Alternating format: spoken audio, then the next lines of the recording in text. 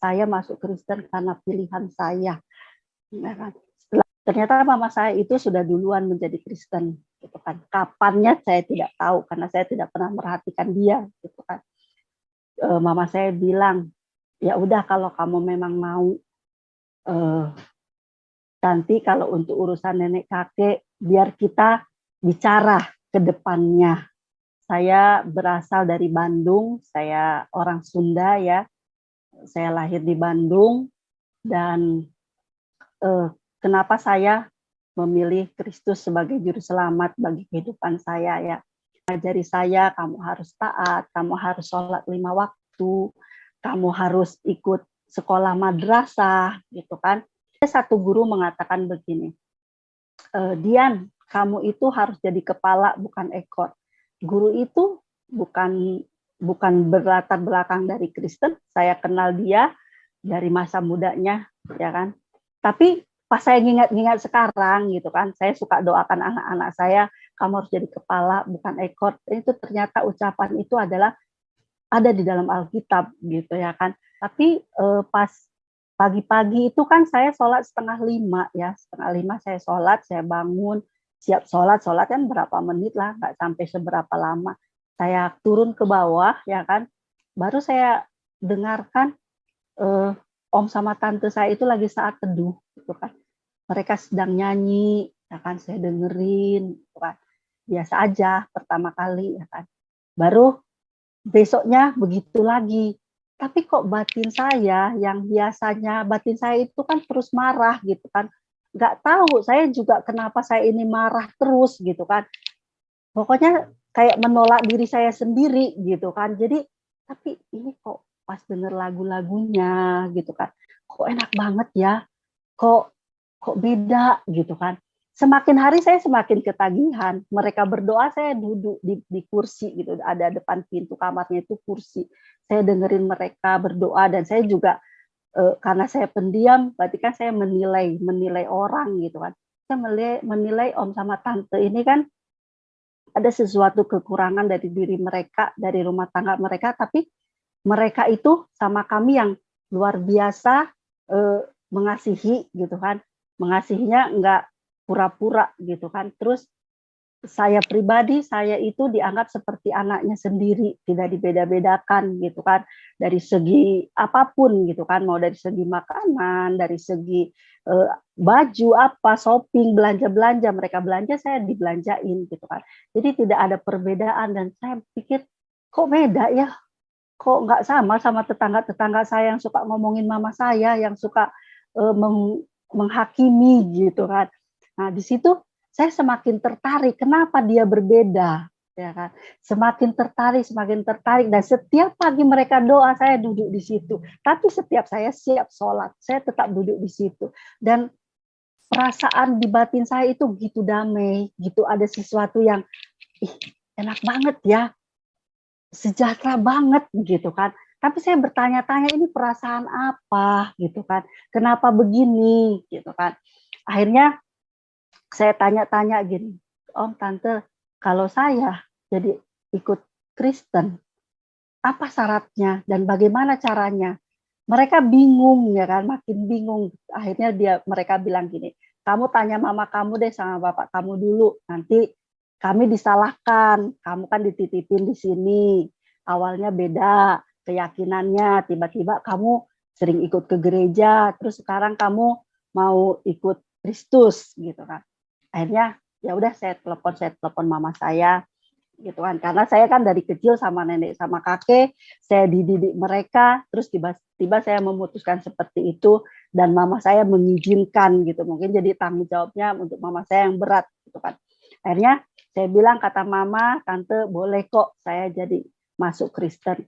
Nah sekarang apa yang saya harus lakukan? Nah, kenapa kamu sampai seperti itu? Ada yang menarik yang saya cari. Kamu mau terima Yesus? Iya, saya mau terima Yesus sebagai juru selamat saya bilang gitu. Saya dibimbing untuk doa menerima Yesus dan akhirnya saya dibimbing terus gitu kan. Sampai saya bilang gini, oh ini ya Bapak yang baik itu.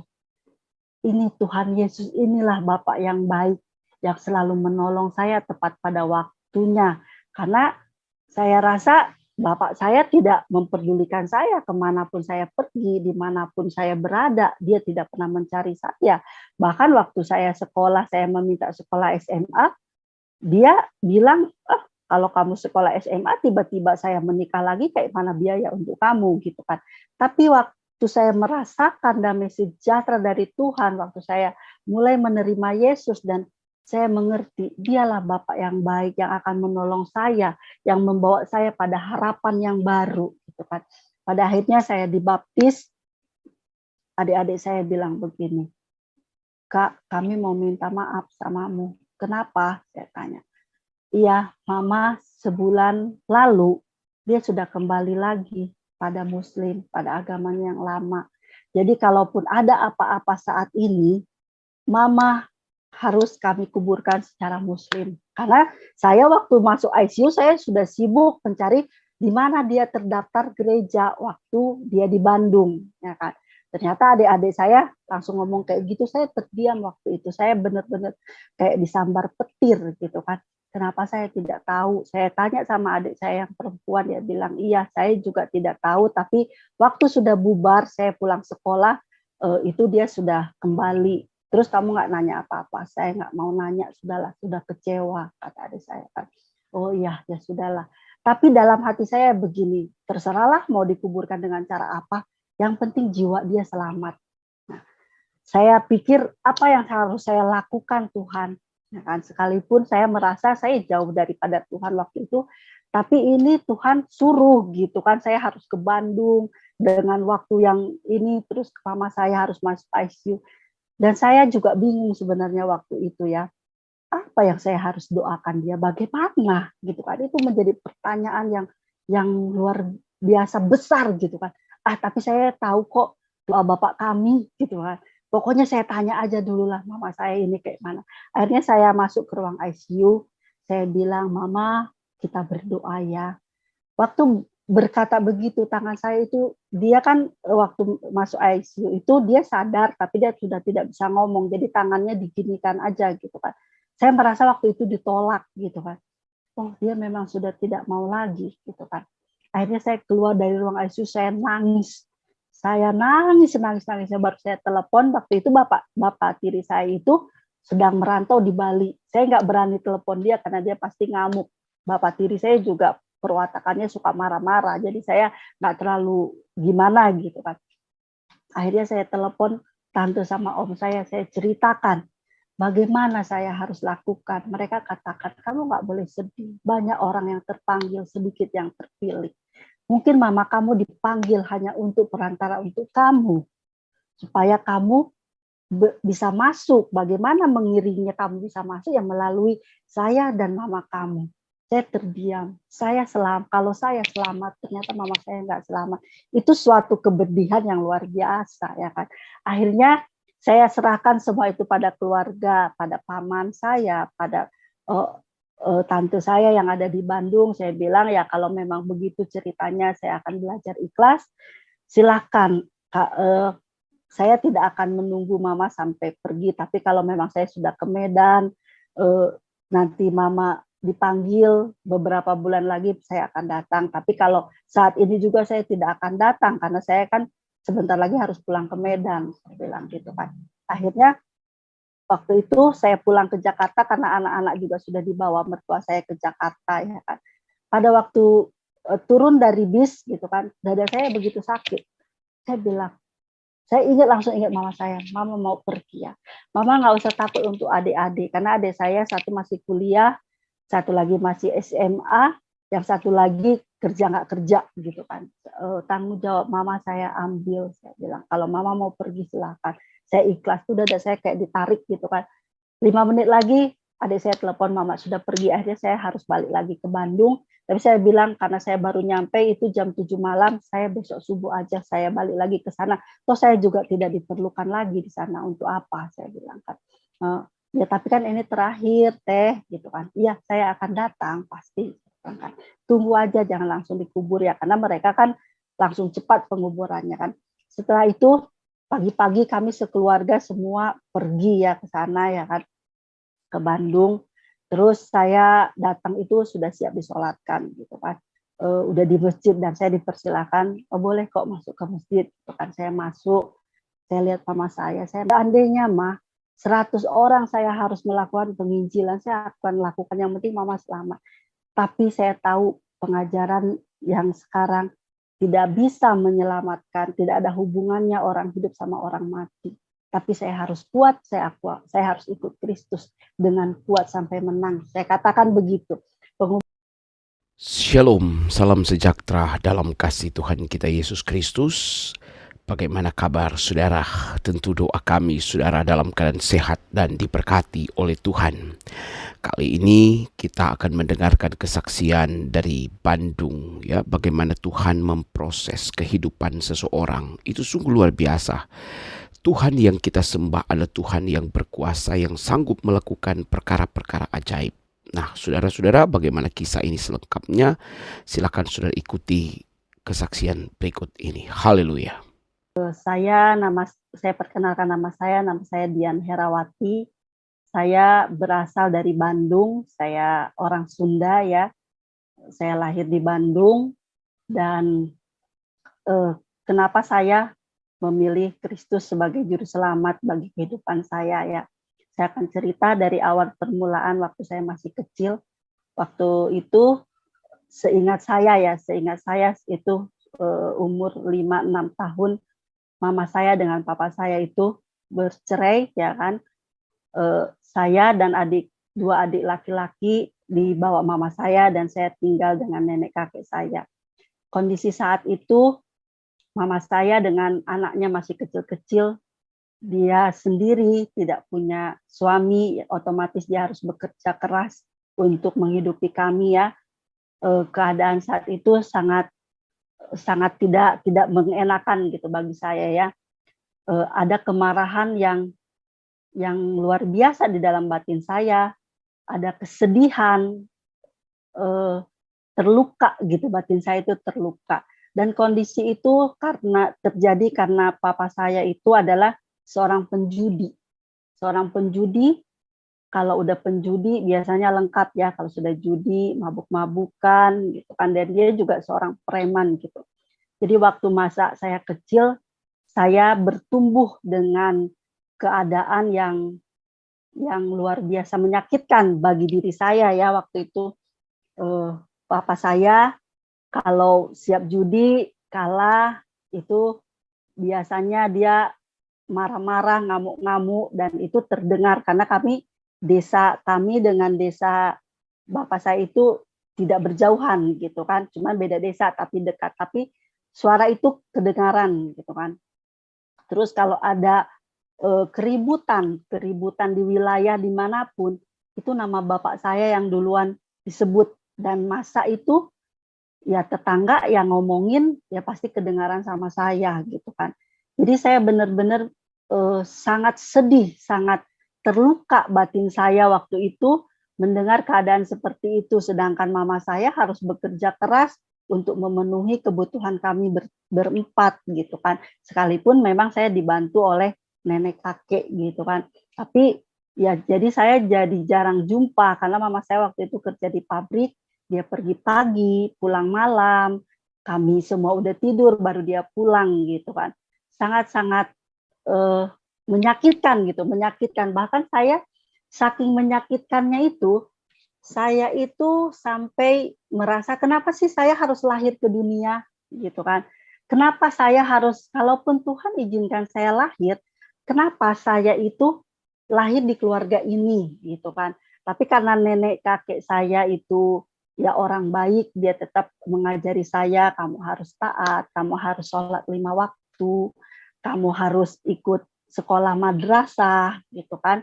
Nah, saya lakukan itu walaupun bergejolakan di dalam hati saya itu tidak pernah tentram gitu kan dengan kondisi seperti itu gitu kan. Jadi semakin hari saya semakin minder, semakin hari saya semakin tertutup.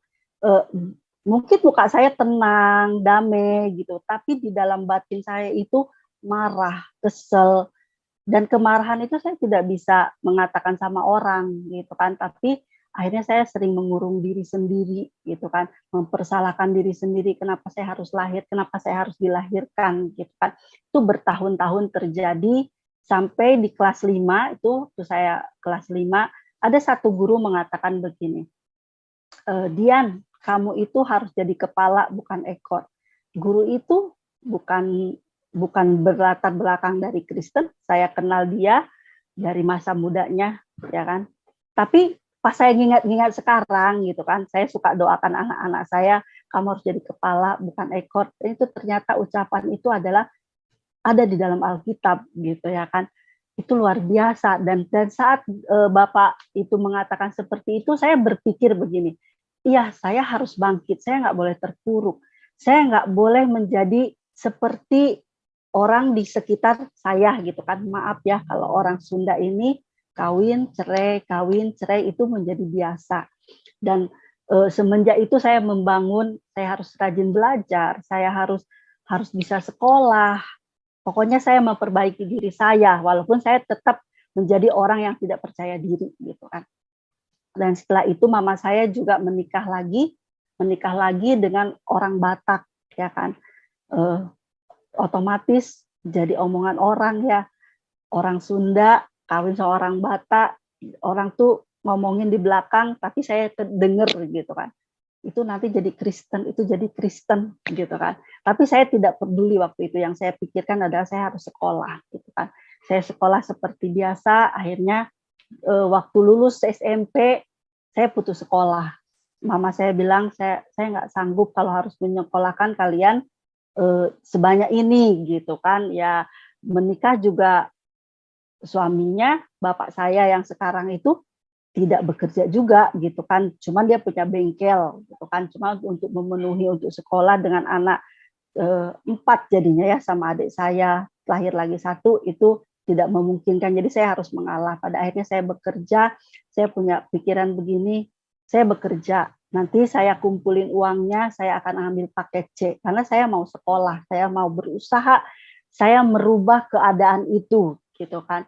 Tapi seiring waktu, karena saya itu masih umur 15, saya menipu umur supaya saya bisa kerja, akhirnya saya ketahuan, saya dikeluarkan, ya kan. Siap itu saya jualan warung-warung kecil, saya buka warung kopi, ada Indomie gitu kan.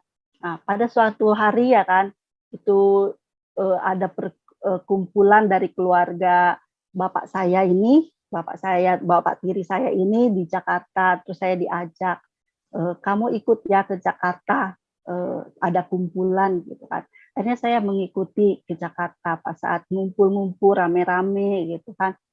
Terus ada kakaknya bapak saya ini, saya panggil om sama tante, kalau orang Batak sih panggilnya Namboru sama Amang Boru ya. Saya ditanya gitu, kamu nggak sekolah? Enggak. Kenapa? Mama sama bapak nggak bisa nyekolahkan karena memang nggak ada dana gitu kan. Oh iya, kamu mau sekolah? Mau, saya bilang kan. Saya menjawab sekedarnya karena saya nggak suka ngobrol gitu, saya nggak suka ini, saya pendiam di situ kan. Oh ya, kalau kamu mau sekolah kamu harus tinggal di sini gitu kan. Oh ya, nanti saya tanya dulu ya nenek kakek saya, kalau diizinin saya mau, saya bilang gitu. Akhirnya saya dibawa, saya pulang, saya mikir-mikir gitu kan, udah nyampe ke Bandung, saya harus sekolah memang, tapi diizinin nggak ya? Saya coba, akhirnya saya bilang, Nek, kakek, saya boleh nggak sekolah tapi di Jakarta? Saya pengen banget sekolah, saya mau maju, saya nggak mau kayak gini-gini aja. Adik-adik saya harus sekolah, saya bilang gitu kan. Akhirnya ya udah kalau itu cita-cita kamu, saya dibekelin. Saya bilang sama mama saya, mah anterin saya lagi ke rumah om sama tante, saya mau sekolah. Mereka tanya, yakin kamu mau di situ? Sekolah bukan sebentar loh, 3 tahun. Iya, nggak apa-apa, apapun resikonya saya akan tanggung, saya bilang. Toh saya juga bukan orang yang malas, kalau hanya untuk bantu-bantu di rumah saya masih bisa lah, saya bilang. Akhirnya saya diantar, nenek kakek saya bekelin saya mau kena sama sajadah ya. Nah, ini untuk bekal kamu jangan tinggalkan sholat 5 waktu, kamu harus taat beribadah. Oh iya, nah, saya nyampe ke Jakarta, saya dapat mereka menyambut saya dengan sukacita ya. dengan sukacita. Terus mereka katakan, ini kamar kamu, kalau kamu mau ibadah, mau sholat, ini kiblatnya gitu kan, dikasih arahan. Karena kan ya saya nggak tahu tuh kiblatnya di mana, tapi mereka kasih arahan, ini kiblatnya, dan di belakang rumah itu ada masjid. Kalau kamu mau ngaji atau apa, atau pengajian, silahkan. Jadi saya diberi kebebasan, ya kan. Bukannya saya masuk ke situ saya disuruh jadi Kristen, enggak sama sekali, tapi saya dikasih kebebasan untuk beribadah gitu kan. Saya mulai di situ, saya datang ke situ Januari, kan nggak ada masuk sekolah Januari ya, jadi saya harus beradaptasi dulu di situ gitu kan, sampai waktunya sekolah yaitu bulan Juli. Nah, saat hari pertama saya biasa masih seperti biasa lah, saya masih beribadah, masih rajin gitu kan, dan saya membantu juga orang-orang yang ada di rumah situ gitu kan. Tapi pas pagi-pagi itu kan saya sholat 4:30 ya, 4:30 saya sholat, saya bangun, siap sholat kan berapa menit lah, nggak sampai seberapa lama. Saya turun ke bawah ya kan, baru saya dengarkan om sama tante saya itu lagi saat teduh gitu kan. Mereka sedang nyanyi, ya kan, saya dengerin gitu kan. Biasa aja pertama kali ya kan. Baru besoknya begitu lagi. Tapi kok batin saya yang biasanya batin saya itu kan terus marah gitu kan. Nggak tahu saya juga kenapa saya ini marah terus gitu kan. Pokoknya kayak menolak diri saya sendiri gitu kan. Jadi tapi ini kok pas denger lagu-lagunya gitu kan, kok enak banget ya, kok beda gitu kan. Semakin hari saya semakin ketagihan. Mereka berdoa, saya duduk di kursi gitu, ada depan pintu kamarnya itu kursi. Saya dengerin mereka berdoa, dan saya juga karena saya pendiam, berarti kan saya menilai orang gitu kan. Saya menilai om sama tante ini kan ada sesuatu kekurangan dari diri mereka, dari rumah tangga mereka, tapi mereka itu sama kami yang luar biasa mengasihi gitu kan, mengasihinya enggak pura-pura gitu kan. Terus saya pribadi, saya itu dianggap seperti anaknya sendiri, tidak dibeda-bedakan gitu kan, dari segi apapun gitu kan, mau dari segi makanan, dari segi baju apa, shopping, belanja mereka belanja, saya dibelanjain gitu kan. Jadi tidak ada perbedaan, dan saya pikir kok beda ya, kok nggak sama tetangga-tetangga saya yang suka ngomongin mama saya, yang suka menghakimi gitu kan. Nah, di situ saya semakin tertarik, kenapa dia berbeda, ya kan? Semakin tertarik, dan setiap pagi mereka doa, saya duduk di situ. Tapi setiap saya siap sholat, saya tetap duduk di situ. Pada akhirnya saya tanya saat makan siang gitu kan. Ini hari Sabtu, kami ngumpul makan siang bersama. Saya tanya gini, Om, Tante, saya boleh ikut ke gereja, gitu kan. Mereka itu melihat saya, gitu kan. Mungkin dalam hatinya bertanya-tanya, kenapa ini anak, gitu kan. Biasanya rajin sholat, kok tiba-tiba minta ke gereja, gitu kan. Akhirnya mereka bilang, boleh, kenapa tidak. Tanya, besok jam 9 sudah siap ya dengan pakaian yang rapi, jangan pakai celana pendek, gitu kan. Karena saya itu selalu pakai celana pendek, gitu kan. Iya, saya bilang kan. Akhirnya saya ke gereja. Saya masuk gereja waktu itu, masuk gereja GBI gitu kan. Saya melihat pelanga pelongo. Saya liatin, oh kayak gini ya di gereja itu, nyanyi-nyanyi gitu kan. Terus saya dengerin khotbahnya luar biasa gitu kan. Oh, seperti ini ya di gereja. Akhirnya saya pulang, seperti biasa saya tetap sholat juga gitu kan. Lama-kelamaan kok saya menjadi apa ya, menjadi nggak enak gitu kan. Saya ke gereja, saya jadi sering ikut ke gereja,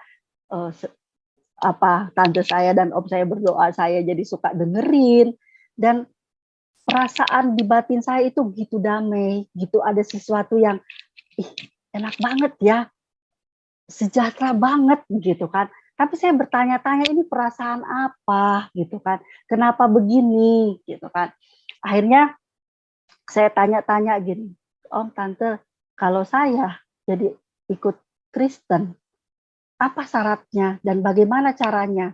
Mereka bingung ya kan, makin bingung. Akhirnya mereka bilang gini, kamu tanya mama kamu deh sama bapak kamu dulu, nanti kami disalahkan, kamu kan dititipin di sini, awalnya beda keyakinannya, tiba-tiba kamu sering ikut ke gereja, terus sekarang kamu mau ikut Kristus gitu kan. Akhirnya ya udah saya telepon mama saya. Ternyata mama saya itu sudah duluan menjadi Kristen gitu kan. Kapannya saya tidak tahu karena saya tidak pernah merhatikan dia gitu kan. Mama saya bilang, ya udah kalau kamu memang mau, nanti kalau untuk urusan nenek kakek biar kita bicara ke depannya gitu kan. Karena saya kan dari kecil sama nenek sama kakek, saya dididik mereka, terus tiba-tiba saya memutuskan seperti itu dan mama saya mengizinkan gitu. Mungkin jadi tanggung jawabnya untuk mama saya yang berat gitu kan. Akhirnya saya bilang, kata mama, tante boleh kok saya jadi masuk Kristen. Nah, sekarang apa yang saya harus lakukan? Nah, kenapa kamu sampai seperti itu? Ada yang menarik yang saya cari. Akhirnya saya dimasukkan pada komsel anak muda di situ ya kan. Nama pendetanya yang membimbing saya waktu itu Pak Amos gitu kan. Waktu saya berdoa penyembahan dengan satu lagu, yang lagu itu sampai sekarang menjadi lagu favorit saya ya, Bapak Engkau Sungguh Baik. Saya kan punya bapak yang jahat, bagi saya jahat ya, waktu itu bagi saya jahat. Bapak saya itu tidak mengasihi saya, tapi saya merindukan saya punya bapak yang baik, yang selalu menolong saya tepat waktu. Jadi lagu itu pas banget gitu kan. Jadi saya waktu di malam itu saya menangis, terus dibilang Pak Pendeta, kamu mau terima Yesus? Iya, saya mau terima Yesus sebagai juru selamat saya bilang gitu.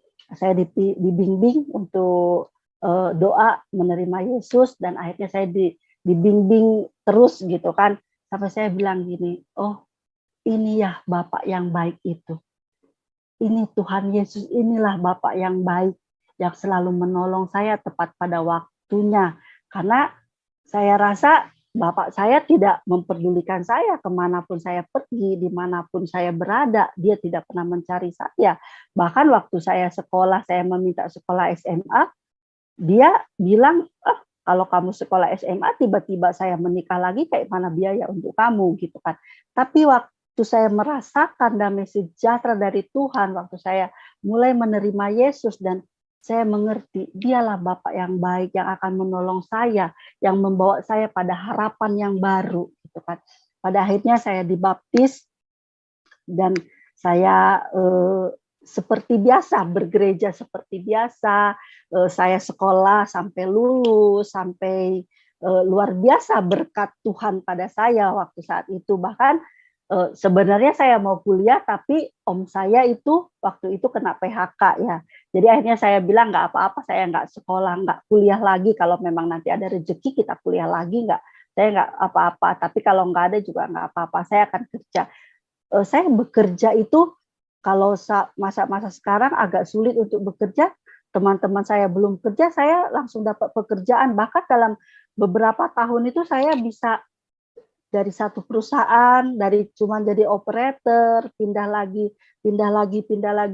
dipindahkan. Bahkan saya pindah perusahaan sampai saya itu jadi sekretaris owner gitu kan. Itu luar biasa bagi saya ya, dari dulu yang awalnya siapa sih saya yang tidak, saya aja tidak mau hidup, saya aja tidak mau dilahirkan. Terus Tuhan berkati dengan luar biasa gitu kan. Pada akhirnya singkat cerita di tahun 2017 saya menikah dengan, saya dijodohkan ya, bukan jodohkan sih, dikasih gitu, dipertemukan, terus saya klik, ya udah saya menikah, saya dibawa ke Medan ya, menikahnya di Medan, di gereja saya yang sekarang. Saya merasakan saya punya, sebenarnya ada rasa takut di dalam hati saya, nanti kalau suaminya kayak bapak saya kayak mana ya gitu kan. Tapi pada akhirnya saya menikah gitu kan, dan puji Tuhan saya punya suami yang baik. Sampai akhir hidupnya di dalam pernikahan itu, untuk dia membentak saya aja tidak pernah gitu kan. Saya dapat berkat yang luar biasa, saya punya anak yang satu laki-laki, 2 perempuan, Tuhan berkati dengan luar biasa, ekonomi juga cukup. Tapi letaknya di situ, setelah menikah, saya justru semakin hari saya menjauh daripada Tuhan. Kenyamanan yang Tuhan berikan itu malah membuat saya menjauh daripada Tuhan. Padahal Tuhan berikan yang berkat yang luar biasa ya. Tapi hari demi hari awalnya gerejanya sebulan sekali, lama-lama 3 bulan sekali, lama-lama setahun sekali, bahkan cuma 2 kali dalam setahun. Itu dalam jangka beberapa tahun saya itu seperti itu gitu kan. Sangat lama meninggalkan Tuhan. Di tahun 2016 Tuhan tidak mau saya terlalu jauh meninggalkan Dia. Tuhan kasih mengizinkan pencobaan atau untuk mengingatkan saya lah seperti itu ya kan. Mama saya meninggalkan, mama saya itu meninggal gitu kan. 2 minggu sebelum mama saya meninggal, saya itu diingatkan gini, kamu pulang gitu kan. Kayak ada yang ngomong gitu kan, kamu pulang. Saya bilang, masa-masa ini pas itu lagi bulan puasa dan itu lagi rame-ramenya bagi saya toko saya itu gitu kan. Saya nggak mungkin pulang, lagi rame-ramenya. Tapi semakin hari dikatakan pulang aja dulu, pulang aja dulu. Jadi akhirnya saya pulang gitu kan dengan mujizat bagi saya ya. Bulan puasa sebentar lagi mau Lebaran, itu ongkos saya bertiga karena anak saya yang nomor 1 itu udah dibawa neneknya ke Jakarta, jadi saya bertiga itu sama anak saya 2 gitu kan, sama saya, suami saya nggak ikut karena memang tidak bisa cuti. Akhirnya saya pulang ke Bandung dengan dana yang lumayan murah, 1,5 juta bertiga. Pulang pergi cuma 3 juta gitu kan. Terus saya ke Bandung, saya lihat keadaan mama saya itu udah tidak bisa lihat. Waktu itu memang di tahun 2015 ini mama saya udah di Medan, dirawat di Medan ya. Bahkan beberapa pendeta dari CWS juga itu mendoakannya gitu kan. Tapi dia meminta pulang untuk ke Bandung. Akhirnya tahun 2016 itu Tuhan panggil gitu kan. Saya ke Bandung 2 minggu sebelum mama saya pergi itu ke Bandung. Saya lihat kondisinya, saya sudah patah harapan ya gitu kan. Ya udahlah Tuhan, kalau memang mau panggil gitu kan. Saya tidak mengetahui banyak waktu itu. Tapi waktu siap Lebaran, 2 hari setelah Lebaran, mama saya itu lemas, nggak ada tenaga. Akhirnya saya bawa ke rumah sakit dan langsung masuk ICU. Saat masuk ICU, adik-adik saya bilang begini, Kak, kami mau minta maaf samamu. Kenapa? Saya tanya. Iya, mama sebulan lalu dia sudah kembali lagi pada Muslim, pada agamanya yang lama. Jadi kalaupun ada apa-apa saat ini, mama harus kami kuburkan secara Muslim. Karena saya waktu masuk ICU, saya sudah sibuk mencari di mana dia terdaftar gereja waktu dia di Bandung. Ya kan? Ternyata adik-adik saya langsung ngomong kayak gitu, saya terdiam waktu itu. Saya benar-benar kayak disambar petir gitu kan. Kenapa saya tidak tahu? Saya tanya sama adik saya yang perempuan, dia bilang, iya saya juga tidak tahu, tapi waktu sudah bubar, saya pulang sekolah, itu dia sudah kembali. Terus kamu nggak nanya apa-apa? Saya nggak mau nanya, sudahlah, sudah kecewa, kata adik saya kan. Oh iya, ya sudahlah. Tapi dalam hati saya begini, terserahlah mau dikuburkan dengan cara apa, yang penting jiwa dia selamat. Nah, saya pikir apa yang harus saya lakukan Tuhan? Ya kan, sekalipun saya merasa saya jauh daripada Tuhan waktu itu, tapi ini Tuhan suruh gitu kan, saya harus ke Bandung dengan waktu yang ini, terus mama saya harus masuk ICU. Dan saya juga bingung sebenarnya waktu itu ya, apa yang saya harus doakan dia, bagaimana gitu kan, itu menjadi pertanyaan yang luar biasa besar gitu kan. Tapi saya tahu kok doa Bapak kami gitu kan. Pokoknya saya tanya aja dulu lah mama saya ini kayak mana. Akhirnya saya masuk ke ruang ICU, saya bilang, Mama kita berdoa ya. Waktu berkata begitu, tangan saya itu, dia kan waktu masuk ICU itu dia sadar, tapi dia sudah tidak bisa ngomong, jadi tangannya diginikan aja gitu kan. Saya merasa waktu itu ditolak gitu kan. Oh dia memang sudah tidak mau lagi gitu kan. Akhirnya saya keluar dari ruang ICU, saya nangis. Saya nangis, baru saya telepon. Waktu itu bapak tiri saya itu sedang merantau di Bali. Saya nggak berani telepon dia karena dia pasti ngamuk. Bapak tiri saya juga perwatakannya suka marah-marah. Jadi saya nggak terlalu gimana gitu kan. Akhirnya saya telepon tante sama om saya ceritakan bagaimana saya harus lakukan. Mereka katakan, kamu nggak boleh sedih. Banyak orang yang terpanggil, sedikit yang terpilih. Mungkin mama kamu dipanggil hanya untuk perantara untuk kamu. Supaya kamu bisa masuk. Bagaimana mengiringnya kamu bisa masuk yang melalui saya dan mama kamu. Saya terdiam. Kalau saya selamat, ternyata mama saya nggak selamat. Itu suatu kebedihan yang luar biasa, ya kan. Akhirnya saya serahkan semua itu pada keluarga, pada paman saya, pada tante saya yang ada di Bandung. Saya bilang ya kalau memang begitu ceritanya, saya akan belajar ikhlas. Silakan. Saya tidak akan menunggu mama sampai pergi. Tapi kalau memang saya sudah ke Medan, nanti mama dipanggil beberapa bulan lagi saya akan datang. Tapi kalau saat ini juga saya tidak akan datang karena saya kan sebentar lagi harus pulang ke Medan. Saya bilang gitu kan. Akhirnya waktu itu saya pulang ke Jakarta karena anak-anak juga sudah dibawa mertua saya ke Jakarta, ya kan. Pada waktu turun dari bis gitu kan, dada saya begitu sakit. Saya bilang, saya langsung ingat mama saya, mama mau pergi ya. Mama nggak usah takut untuk adik-adik, karena adik saya satu masih kuliah, satu lagi masih SMA, yang satu lagi kerja nggak kerja gitu kan. Tanggung jawab mama saya ambil, saya bilang kalau mama mau pergi silakan. Saya ikhlas, sudah ada saya kayak ditarik gitu kan. 5 menit lagi adik saya telepon mama sudah pergi, akhirnya saya harus balik lagi ke Bandung. Tapi saya bilang karena saya baru nyampe itu jam 7 malam, saya besok subuh aja saya balik lagi ke sana. Toh saya juga tidak diperlukan lagi di sana, untuk apa saya bilang kan. Ya tapi kan ini terakhir teh gitu kan. Iya saya akan datang pasti. Kan. Tunggu aja jangan langsung dikubur ya, karena mereka kan langsung cepat penguburannya kan. Setelah itu pagi-pagi kami sekeluarga semua pergi ya ke sana ya kan, ke Bandung. Terus saya datang itu sudah siap disolatkan gitu kan. Udah di masjid dan saya dipersilakan, oh boleh kok masuk ke masjid. Gitu kan. Saya masuk, saya lihat mama saya nangis di situ. Saya nangisnya, saya tuh agak susah memang untuk keluar air mata ya. Saya menangis itu dalam hati, saya berkata gini, seandainya mah 100 orang saya harus melakukan penginjilan, saya akan lakukan, yang penting mama selamat. Tapi saya tahu pengajaran yang sekarang tidak bisa menyelamatkan, tidak ada hubungannya orang hidup sama orang mati. Tapi saya harus kuat, saya harus ikut Kristus dengan kuat sampai menang. Saya katakan begitu. Penguburan selesai semua, saya pulang ke Jakarta. Akhirnya 1 hari besoknya pagi saya pulang ke Medan.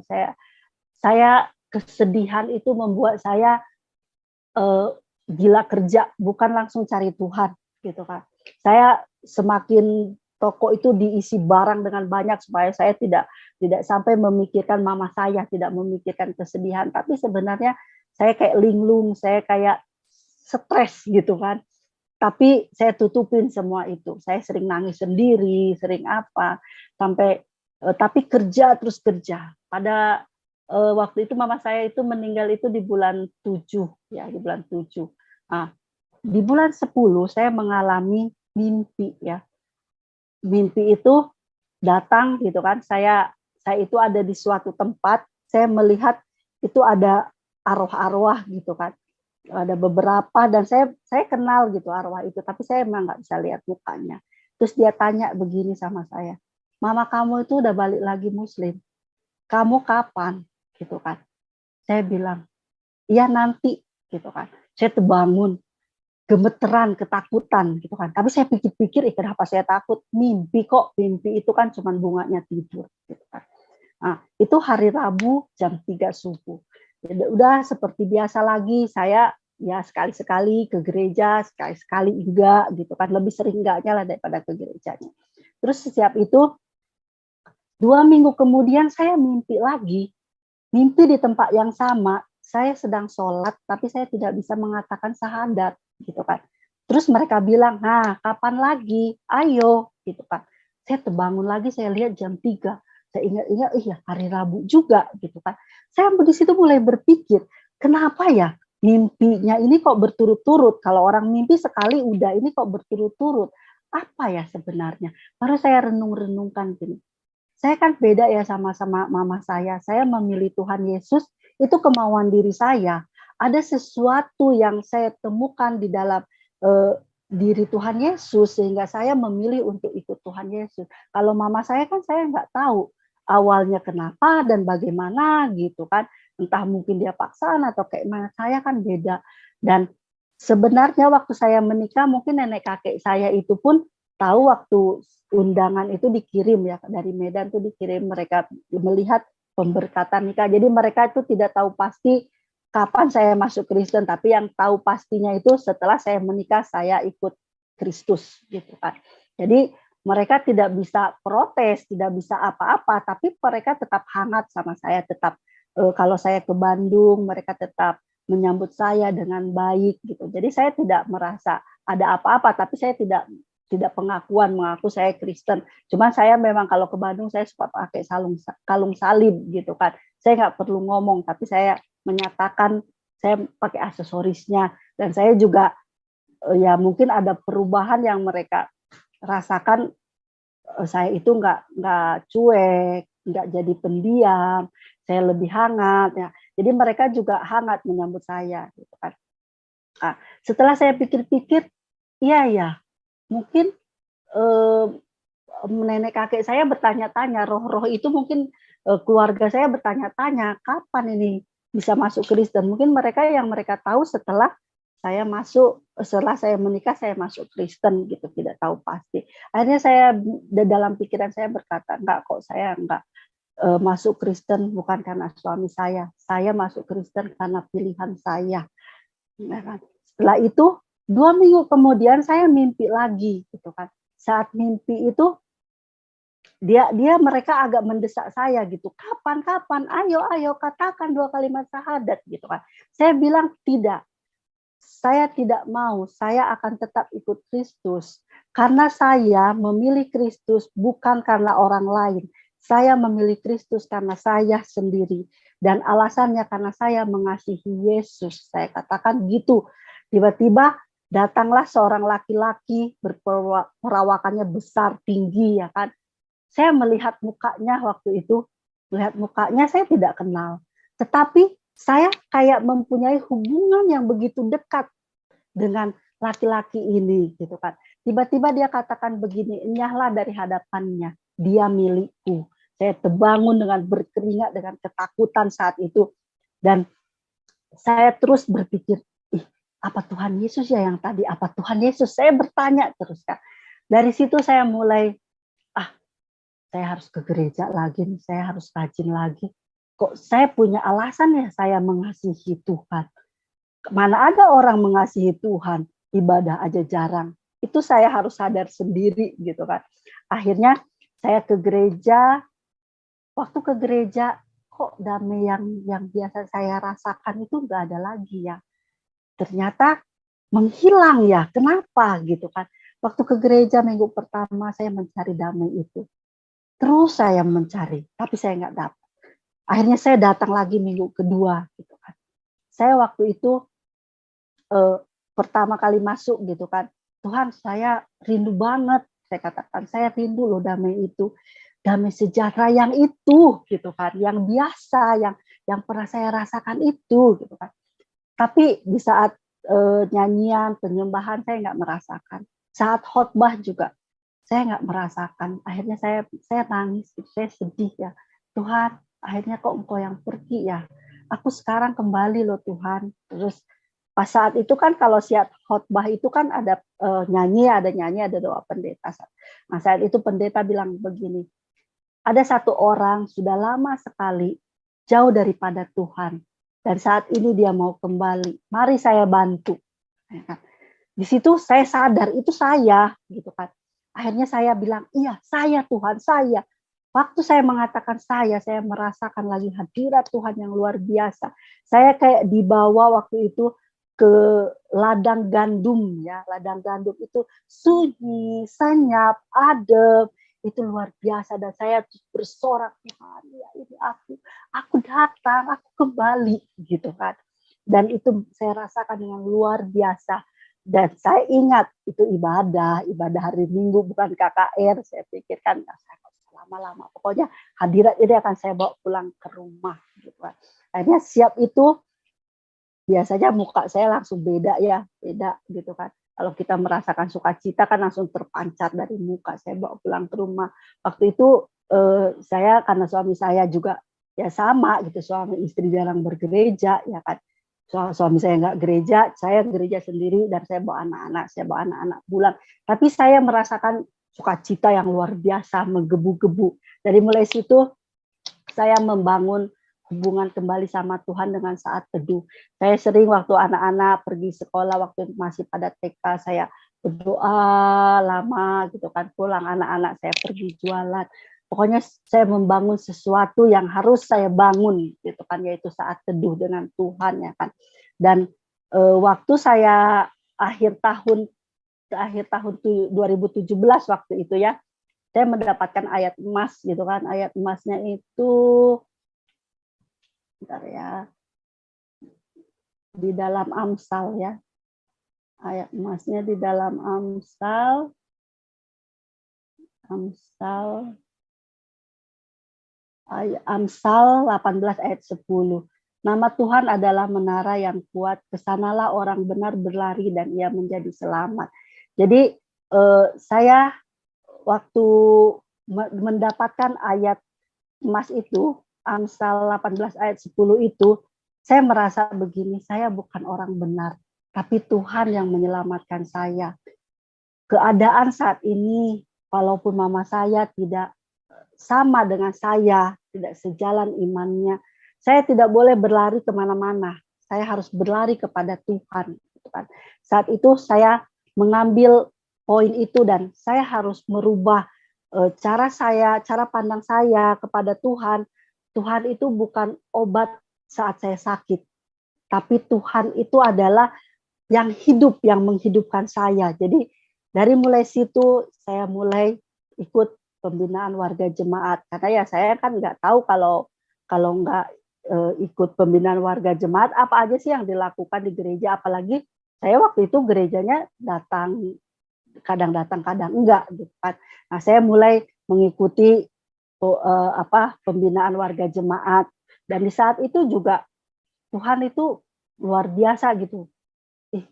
Ternyata saya itu harus punya passion, saya harus tahu panggilan saya itu di mana gitu kan. Dari situ saya mulai saya harus mulai pelayanan gitu kan. Bahkan saya mengikuti seminar-seminar, ada seminar macam-macam saya ikutin seminar, tapi ada satu seminar yang saya akan tetap berkomitmen untuk jadi pelopor bagi kalau ada seminar itu gitu kan. Seminar itu namanya Champion Gathering ya kan. Seminar itu Champion Gathering dengan tema keterbukaan adalah awal pemulihan, dengan 3 sesi waktu itu, ada hati Bapa, Yesus penyembuhku, dan Yesus pelepasku ya kan. Saya waktu mau ikut CG itu sebenarnya Champion Gathering itu, seminar itu setengah dipaksa, karena saya kalau lihat iklannya itu menakutkan gitu kan, kayak saya di dalam itu gitu kan, jadi saya takut gitu kan. Waktu ada tamparan, ada penolakan, ada apa, kayak melihat itu pribadi saya gitu kan, saya pernah diperlakukan seperti ini gitu kan. Tapi waktu itu Pak Pendeta Sweditan telepon saya itu ada kalau disuruh orang tua, disuruh pendeta atau pokoknya orang-orang lebih tinggi, saya itu jarang mengatakan tidak gitu kan, walaupun saya tidak bisa gitu kan, saya akan berusaha gitu kan. Nah, sebenarnya saya takut untuk ikut seminar itu, tapi akhirnya saya mau gitu kan. Oh ya udah saya ikut gitu kan. Saya waktu mau mengikuti itu saya sebenarnya ketakutan. Nanti saya dipermalukan, nanti orang jadi tahu dong saya itu siapa, karena selama ini saya tidak mengakui bahwa saya orang Sunda. Saya selalu kalau ditanya orang, kamu orang apa? Orang Batak. Orang Batak kok mukanya lembut. Ya kenapa rupanya? Saya suka bilang gitu. Terus kalau orang nanya gini, kenapa? Kalau ada orang yang tahu saya dulunya dari Muslim gitu, kenapa kamu masuk Kristen? Kenapa sih kepo-kepo nanya-nanya? Karena saya nggak tahu saya mau menceritakan apa gitu kan. Padahal ternyata setelah dibuka, Tuhan tuh luar biasa bagi hidup saya gitu kan.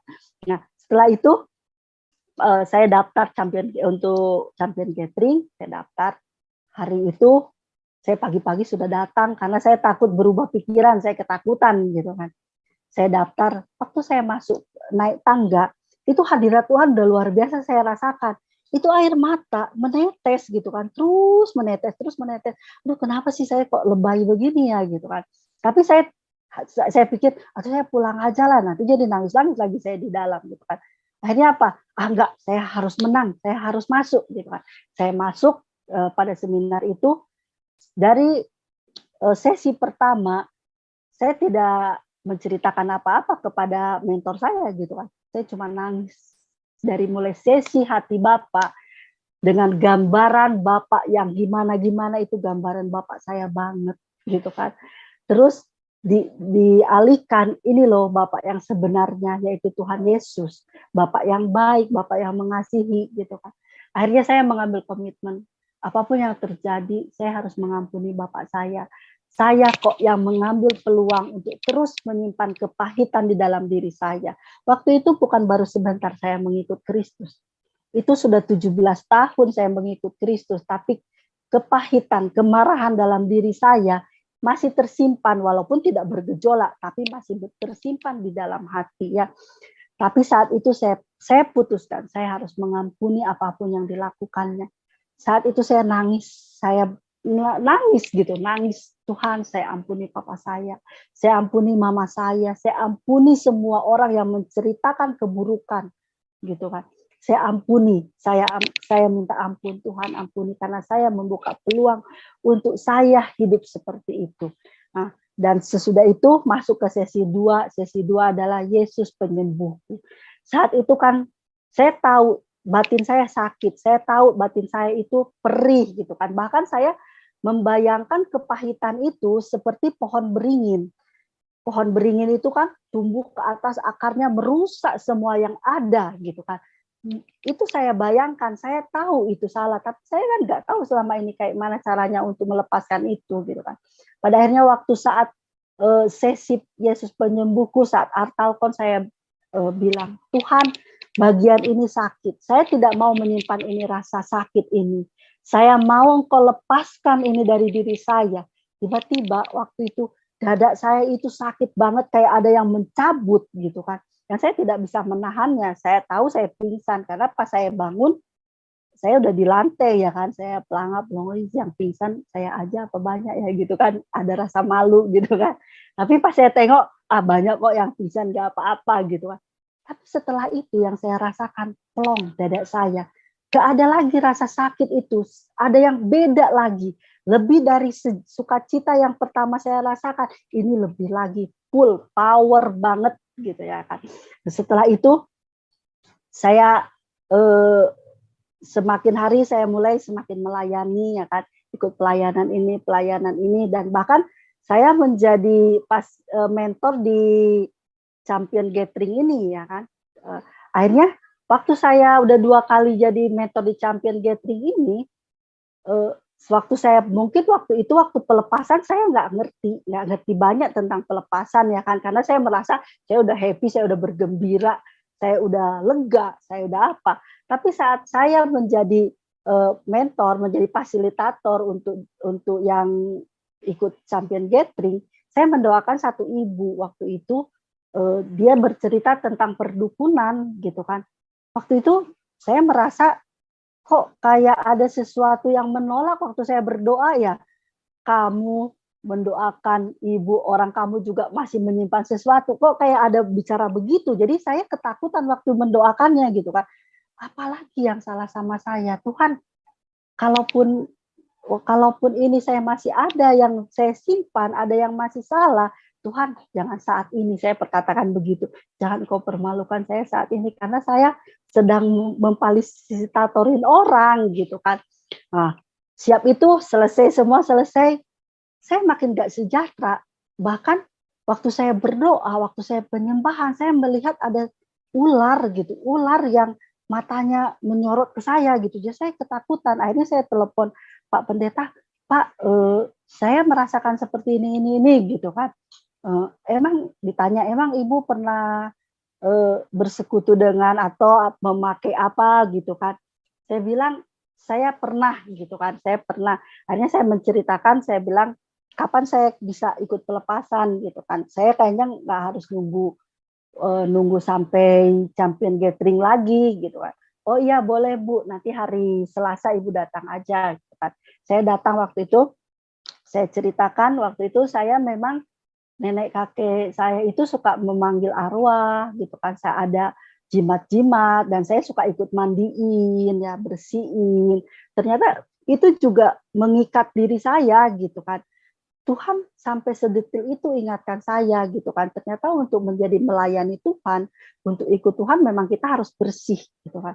Nah, saat itu saya didoakan, saya nggak tahu sih saya seperti apa, tapi saya mendengar ada suara-suara yang menakutkan ya, nyeremin gitu kan. Waktu itu sampai pelepasan selesai lah gitu kan. Memang agak-agak lama lah waktu itu sampai 2-3 jam gitu kan. Karena memang saya mungkin banyak, saya juga pernah diisi ya, diisi batin gitu, tapi ternyata diisi itu tidak membuat damai sejahtera. Yang ngisi itu yang benar ya Tuhan Yesus gitu kan, membuat saya damai sejahtera.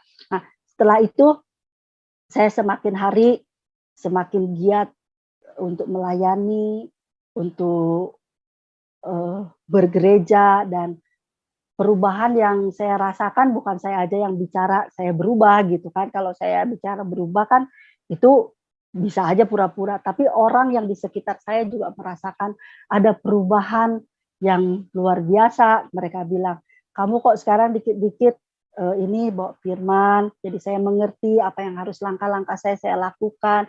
Saya bahkan membuka konseling ya kan. Saya di jualan di pasar, jualannya nggak seberapa gitu kan.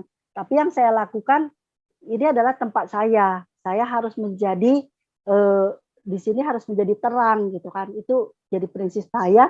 Ya saya harus melayani orang-orang di sekitar. Saya nggak usah jauh-jauh kemana-mana dulu. Ini dulu yang saya harus lakukan. Bahkan ya di rumah. Dan puji Tuhan, semenjak saya berubah, semenjak saya benar-benar mengikut Tuhan, suami saya juga jadi rajin ke gereja gitu kan. Bahkan kemarin sebelum dia meninggal, sesudah dia meninggal, saya melihat catatan Alkitabnya, ternyata dia rajin gitu kan, sampai detail juga kok dia setiap hari. Berarti perubahan itu mengalir gitu kan. Saya berubah, rumah tangga saya juga dipulihkan, suami saya juga ikut berubah, semakin mencintai Tuhan gitu kan. Tapi di saat itu setelah semuanya saya lakukan, ternyata iblis juga nggak gitu senang ya untuk dengan perubahan-perubahan orang percaya itu. Iblis nggak senang. Saya masuk ke dalam proses yang luar biasa gitu kan. Saya masuk proses yang pertama, iblis itu tahu kelemahan saya apa. Kelemahan saya ya dengan basic saya hidup susah dari kecil. Kelemahan saya itu adalah uang gitu kan. Nah, dengan pekerjaan suami saya digoncang, dengan usaha saya digoncang, dan sampai akhirnya memang dengan datangnya pandemi, kami itu banyak yang harus kami jual gitu ya, terutama perhiasan gitu kan. Tapi saya di situ belajar, saya tahu ini kerjaannya iblis. Ini kan dia mau saya tidak mau supaya saya nggak gereja nih hari Minggu, harusnya saya hari Minggu ke gereja, saya harus jualan nih supaya laku gitu kan. Biasanya kan hari Minggu kan rame gitu kan. Justru saya hari Minggu nggak mau jualan gitu kan. Saya siap ibadah, saya ajak anak-anak bermain gitu kan. Ini maunya iblis. Jadi saya di situ sadar, ini iblis tuh tahu kelemahan saya di sini. Jadi saya nggak mau dipergunakan untuk iblis. Jadi tetap saya walaupun apa adanya, keadaannya seperti itu, ya hutang-hutang juga banyak gitu kan. Saya belajar di situ. Saya nggak mau meninggalkan Tuhan gitu kan. Saya tetap bergereja, ya kan, tetap saat teduh gitu kan. Setelah itu harusnya biasanya kalau rumah tangga itu kalau uang semakin berkurang kan ribut ya, istri berantem aja ini. Ini enggak, saya sama suami saya semakin rukun. Semakin satu visi, semakin satu misi gitu kan. Gak apa-apa dengan apa adanya, dengan keadaan seperti ini, malah saya melihat Tuhan luar biasa dengan tidak pernah terlambat setiap pertolongannya. Yang harusnya bayar ini tanggal sekian, saya cuma bilang, Tuhan, kayak mana? saya nggak punya ini loh, saya nggak ada untuk ini loh. Di situ Tuhan dengan cara yang ajaib memberkati saya gitu kan. Dengan ya entah siapa Tuhan ini, diberkati dari sini, diberkati dari sini, bahkan jualan online, saya mulai jualan online, ada aja berkat-berkat walaupun tidak banyak tapi cukup. Di situ saya belajar, Tuhan persiapkan. Bahkan di dalam pandemi itu, karena saya kan harus tutup tuh 1 tahun hampir ya, tidak ada buka toko, karena buka toko juga itu akan sia-sia gitu kan, akan rugi dengan ongkos, dengan setiap hari harus keluar kan memang resikonya juga tinggi. Akhirnya saya membuka usaha yang baru gitu kan. Saya jualan makanan ya kan. Dan itu menjadi menopang untuk biaya sehari-hari saya gitu kan. Saya bilang, justru kayak begini saya malah tenang. Tuhan, saya tidak perlu memikirkan ini, memikirkan itu. Saya cuma bilang, Tuhan, sudah waktunya bayar cicilan. Tuhan, sudah waktunya bayar uang sekolah. Saya tidak tahu dari mana, tapi Tuhan berikan dengan luar biasa, gitu kan. Nah, saat itu bisa saya katakan itu bisa saya menangkan, gitu kan, dengan suami saya bisa saya menangkan itu persoalan seperti itu. Dan suami saya berkata begini, kamu harus semakin berakat, kamu harus semakin kuat. Kenapa? Karena saya lihat pelayanan kamu dengan digoncang seperti ini juga kamu nggak berhenti. Mau di Facebook, kamu tetap nulis. Saya suka nulis ya, tetap nulis gitu kan. Bahkan kamu merambat sampai Telegram, kamu masuk ke WA, beribu-ribu orang hanya kamu masukin dengan grup-grup, hanya kamu dengan niat.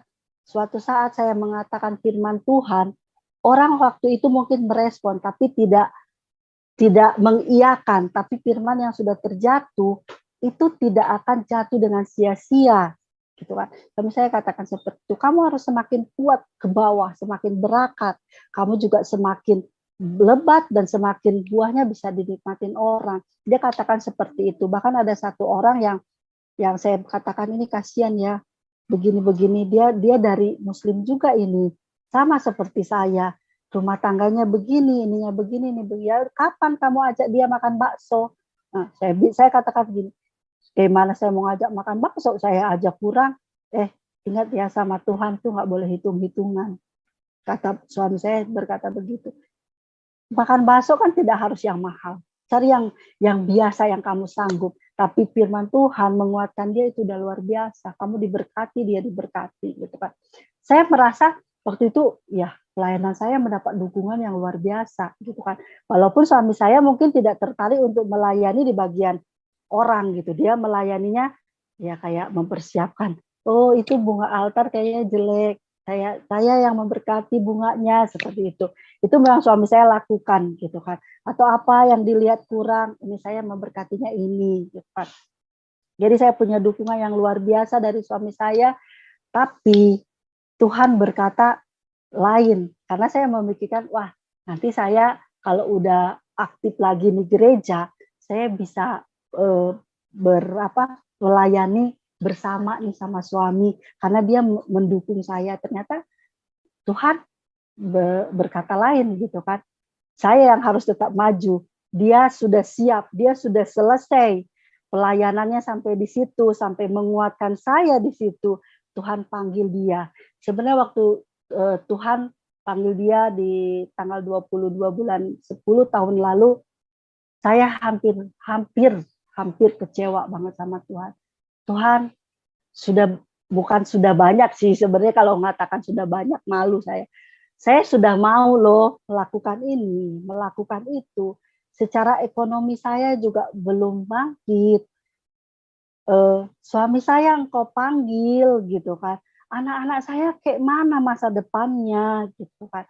Saya mengatakan itu. Tapi saat waktu setelah penguburan ya, saya waktu itu mencuci bajunya, mencuci muntah. Suami saya kan sakit paru-paru, jadi dia muntah darah. Saat muntah darah itu saya bilang, kita ke rumah sakit ya. Enggak, dia bilang kan. Saya bilang, panggil Tuhan Yesus, panggil Tuhan Yesus. Ternyata saat menghadapi begitu, saya tidak bisa mendoakan ya, tidak bisa berdoa gitu. Cuma saya bilang, panggil Tuhan Yesus, panggil Tuhan Yesus. Saya panik gitu kan. Dia pegang tangan saya, dia bilang begini, Bapak terima kasih dengan tersenyum, ya kan, dengan tersenyum. Terus saya pikir pingsan waktu itu, ternyata dia sudah pergi, ya kan. Saya bawa ke rumah sakit, dia sudah nggak ada gitu kan. Nah, jadi muntahan darahnya itu saya cuci sendiri. Saya pikir ini nggak boleh kasih ke laundry, saya harus cuci sendiri. Inilah pengabdian saya terakhir untuk dia gitu kan. Saya cuci, saat saya mencuci bajunya, saya nangis gitu kan. Terus nangis, terus kayak ada suara begini, bersukacitalah. Terus saya bilang, kayak mana mau sukacita? Mana ada orang meninggal suaminya sukacita? Makin kenceng, bersukacitalah. Katakan sekali lagi bersukacitalah. Saya tahu itu ayatnya di Filipi 4 ayat 4 ya. Terus saya bilang gini, Tuhan sudahlah, jangan bercanda. Saya nggak mau bersukacita. Saya sedih, saya hancur hati saya. Kayak mana saya mau bersukacita? Saya katakan seperti itu. Bersyukur. Apanya yang harus disyukuri? Suami saya itu orangnya baik loh Tuhan. Bukan yang tukang mukul. Kalau tukang mukul mungkin mati suaminya, senang dia. Suami saya suami yang baik, Tuhan yang bertanggung jawab, mengasihi anak-anaknya dengan luar biasa. Saya bilang gitu. Kamu bersyukur melalui cara dia pergi. Baru terlintas ya kan, waktu suami saya pergi itu kan banyak yang datang, dan ada satu ibu namanya Ibu Daniel ya kan. Anaknya Daniel, saya nggak tahu nama aslinya, tapi saya bilang Kak Daniel. Dia diingatkan, cik gitu kan. Saya dibayangkan, coba kamu lihat Kak Daniel. Waktu dia pergi suaminya, dia ada di Medan, suaminya di Samosir. Datang suaminya, keadaannya sudah dingin. Dia tidak tahu bagaimana dia pergi, tapi kamu, di dalam tanganmu dia pergi. Kamu harus lebih bersyukur daripada dia. Terus saya diingatkan juga dengan wali kelas murid saya. Di situ meninggal karena memang lagi masa-masa COVID ya. Itu dengan COVID gitu kan. Suami saya dengan sakit paru-paru saya bawa ke rumah sakit, dia tidak dinyatakan COVID. Dengan dia harus saya bawa pulang lagi, diacarakan dengan seperti biasa. Apa kamu tidak mau bersyukur di situ? Tuhan katakan itu, saya menangis. Saya menangis, saya tinggalkan cucian itu, saya masuk kamar. Tuhan, terima kasih. Langkah awal untuk bangkit, Tuhan katakan bersukacitalah. Kukatakan sekali lagi bersukacitalah. Saya merasa orang yang beruntung. Kenapa? Karena saya dibangkitkan dalam kesedihan, dalam kepiluan, dibangkitkan oleh firman, bukan dengan seperti waktu mama saya pergi, saya dibangkitkan dengan uang, dengan harus cari uang, sangat beda gitu kan. Makanya orang katakan kamu lebih kuat. Saya katakan tidak ada yang kuat ditinggal suaminya. Kalau firman Tuhan tidak terus berkata kepada saya tidak kuat. Dan Tuhan juga mengingatkan Amsal ayat 10, Amsal 10 ayat 18, kembali lagi itu Tuhan ingatkan. Bahkan sebelum mengisi acara ini, saya lagi mengasihi hati diri sendiri itu ya. Saya lagi nangis, saya pikir, aduh Tuhan, kayak mana ya? Usaha juga nggak rame-rame banget, sepi. Kayak mana saya membiayai anak-anak? Terus tiba-tiba Ibu Ria telepon. Ibu Ria ini kan sudah lama kami tidak bertemu gitu kan. Bahkan mungkin saya tidak dekat gitu. Yang saya kenal tuh Pak Leo ya kan. Karena dia diaken di tempat kami dulu. Terus Ibu Ria bilang begini, Bu Dian, kesaksian dong. Saksikan bagaimana Ibu tertarik bisa ikut Tuhan Yesus. Otomatis di saat saya sedang sedih, saya sedang mengasihani diri saya harus mengingat kasih Tuhan kepada saya. Sampai saya setelah kesaksian sama Ibu Ria, saya bilang, Tuhan, Engkau tidak membiarkan saya sendiri. Engkau tidak membiarkan saya larut di dalam kesedihan dan mengasihani diri sendiri. Tapi Engkau membangkitkan saya dengan cara saya harus bersyukur mengingat bagaimana kasih-Mu yang luar biasa dalam hidup saya. Jadi itulah kesaksian saya yang saya alami dengan jatuh bangun dalam proses apapun. Saya percaya Tuhan tidak pernah meninggalkan saya. Saya percaya saya dipanggil, bukan hanya dipanggil, tapi saya dipilih, bukan hanya dipilih, tapi saya juga harus terpanggil. Dan saya percaya keselamatan Tuhan Yesus itu bukan hanya di dunia saja. Dia jaminannya bukan hanya di dunia, tapi jaminannya sampai kepada hidup pada kekekalan. Jadi untuk teman-teman yang mendengarkan kesaksian saya, kiranya dikuatkan, kiranya diberkati, dan itu yang bisa saya sampaikan dan saya kembalikan kepada. Puji Tuhan, Tuhan memberkati saudara. Jangan lupa bagikan terus tangan-tangan kami kepada sekalian banyak orang supaya mereka diberkati oleh Tuhan. Sampai berjumpa lagi dalam program acara kami selanjutnya. Tuhan Yesus memberkati. Shalom. Haleluya.